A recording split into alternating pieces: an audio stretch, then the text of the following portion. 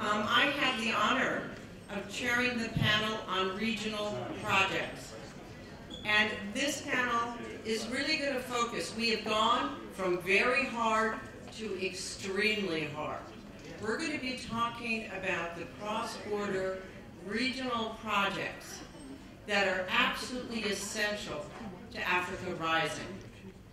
As many of you know, there has been a very excruciating long process of governments in Africa trying to identify, with the support of their development partners, the critical cross-border projects that are essential to building the underlying economic drivers and enabling private sector development, access to regional and international markets. This is absolutely fundamental, but it's also the hardest task of all.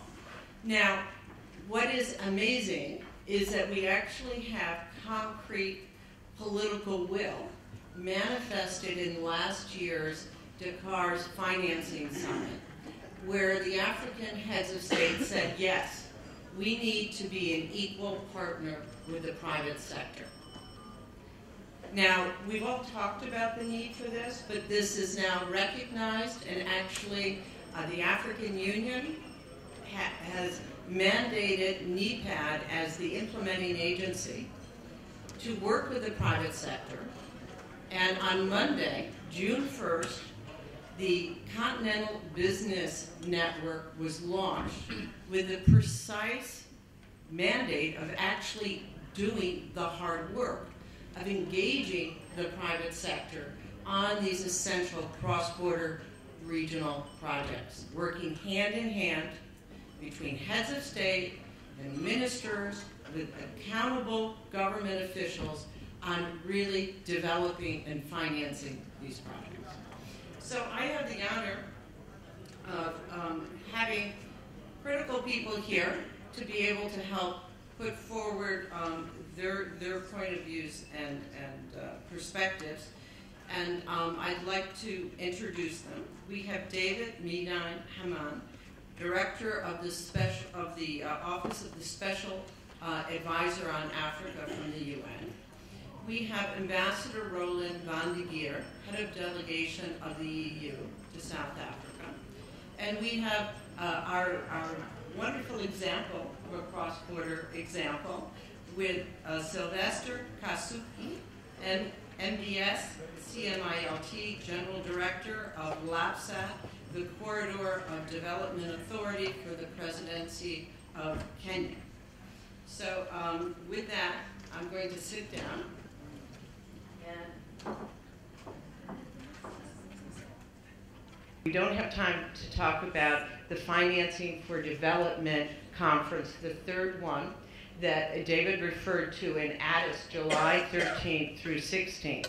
But this is a very important imperative. The objective to set forward the new financing framework for financing these kinds of projects, all infrastructure projects that will enable the achievement of the Sustainable Development Goals and National Development Goals and regional integration, also in Europe, as well as in Africa. We all face the same challenges. So with that, let's quickly take two questions back to back.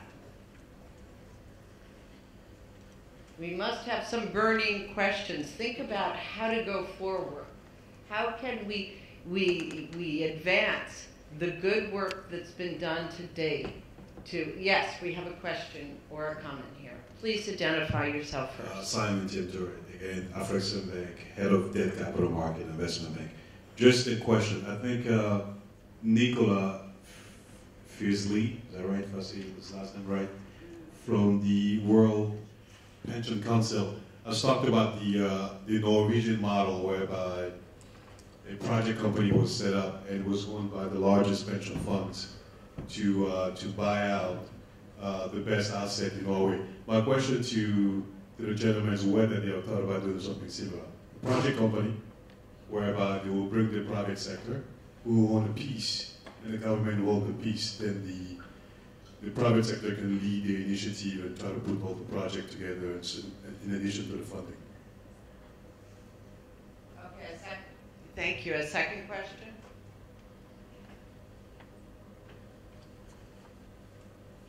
Okay, does anyone want to take that, that question in terms of project structure? Sylvester, do you want to talk about project structure and abstracting from the Norwegian case? Thank you. Right. The project structure, first of all, we have the public side of the project, in that the government has a number of roles, even if it were to be given to private sector. But to address that particular question, first of all, we already have mechanisms to establish the public side that is able to tap private sector participation. For example, if you talk about land board, we are looking forward to having an SPV that is spearheaded by government, but provides a platform for private sector to come on board. We also have the side for the crude oil pipeline. We have the government side. That does the preparation of the ground for private sector to come on board at the same time to unveil the investment opportunity, whether in terms of equity, strategic investor, or among many other opportunities, even in operations, to come on board onto the project.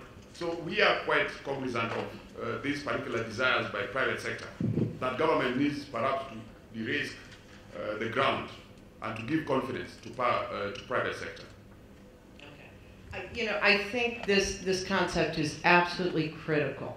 And in fact, with the negotiations for FFD in what will be the Addis Accord, one of the key concepts that is being put forward with the support, I'm the vice chair of the FFD Business Steering Committee, to UN member states that they're suggesting via our input is that the concept, an anchor concept of the new financial framework being the scaling up and use of special purpose vehicles. Because using that, you can use what is done in Norway and around the world and is the proven financial structure for securing finance, which is non-recourse finance, which does not create contingent liabilities for the government or the private sector sponsors.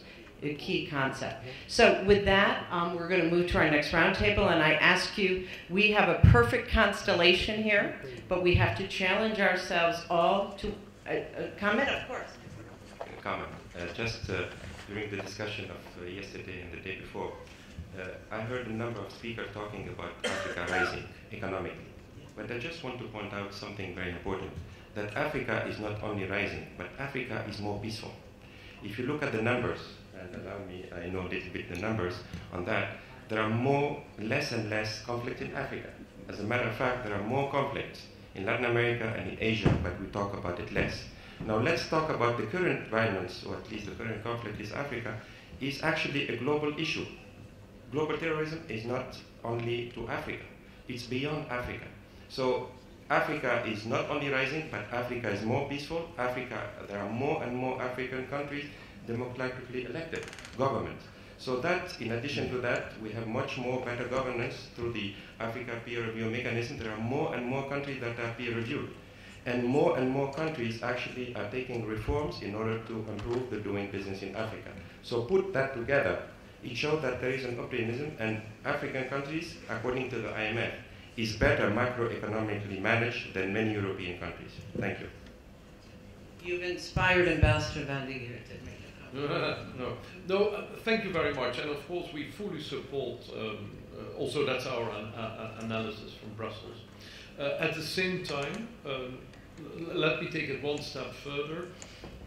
We see also in Europe, across the world, rising inequality to such an extent that it can create social tension. We see even in South Africa still enormous poverty. And jobs and skills remain a huge problem. So fully in agreement with the analysis of my neighbor, far less conflict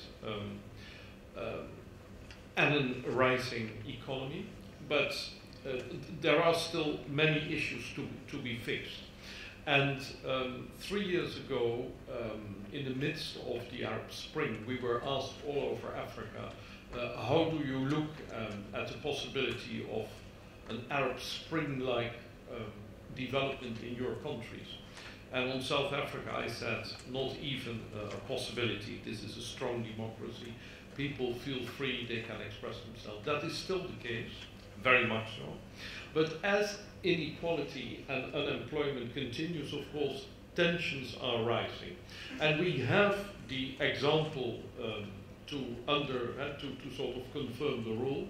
We see in Burundi how quickly things can again get out of hand. So I think the UN and the EU are completely on the same line in our optimism. At the same time, we know how difficult it is to maintain this line. And of course, our experience in Europe is that if people start to write books about the end of history, then suddenly history begins again. And as you see in Europe, that is now a we are in a very difficult situation. On all our borders, we have an extremely difficult relationship with Russia, which is now affected for many decades to come. We have potentially a war on our borders in Ukraine. And then if we go along and we end in Morocco, then we have a long line of countries in conflict. So it's not easy, but the trend is positive. Thank you very much. I just want to reintroduce the minister, the cabinet secretary in charge of infrastructure and transport in Kenya, Mr. Macharia is here. Can you please stand up? Yes, so all these opportunities, you have the ability to even confirm what I was telling you from the minister. But you see how committed we are to action and intervention. So we see, let's close. This was really enriching. We have a global imperative. It's not just Africa. And the imperative is real. And we have to work together. So please join me and for our wonderful speakers who have brought together the imperative and some of the solutions. Thank you. Doing business in Africa. You can't afford to be without Africa Investor.